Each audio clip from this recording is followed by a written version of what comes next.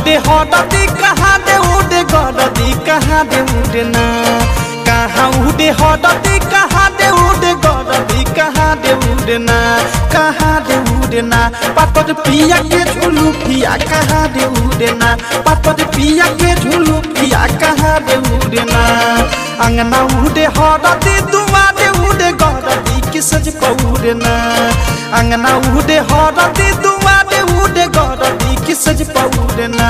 रे सज पौड़े ना पातर पिया के झुलू पिया रे सज पौड़े ना पातर पिया के झुलू पिया रे सज पौड़े ना।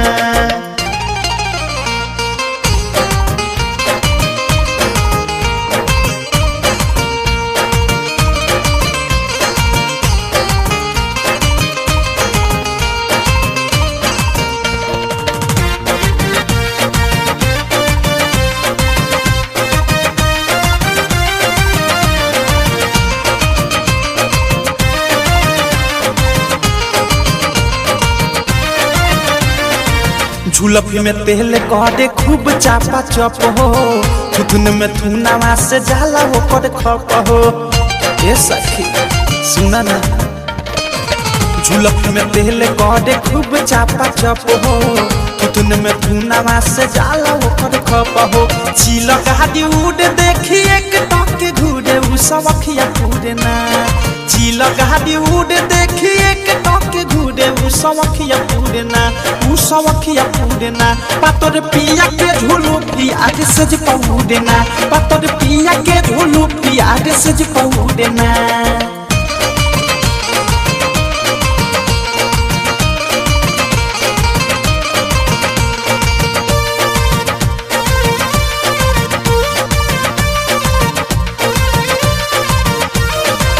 ककही संगतिया हसैया के लंगोटिया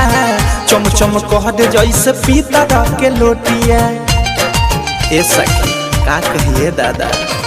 ककही संगतिया हसैया के लंगोटिया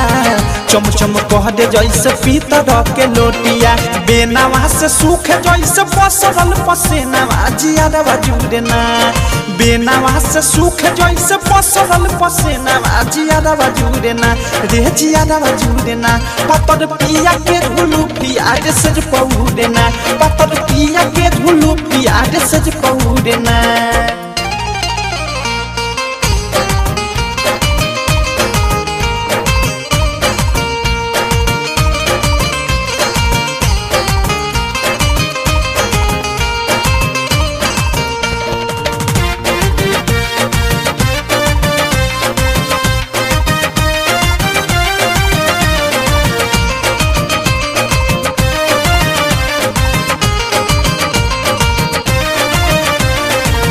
अवध से प्रेमी सवखीन हवे बाल के संगत धैले जब से बीकी विशाल के आहिरे दादा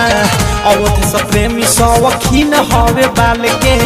संगत धैले जब से बीकी विशाल के बीकी अनुराग हो जा कल मोड़ा भाग रोज दहिया तूरे ना मुकुंद यह बिंद हो जा कल मोड़ा भाग रोज दहिया तूरे ना दे दे दहिया तूरे ना पातर पिया के झुलू पिया रे सज पौड़े ना पातर पिया के झुलू पिया रे सज पौड़े ना।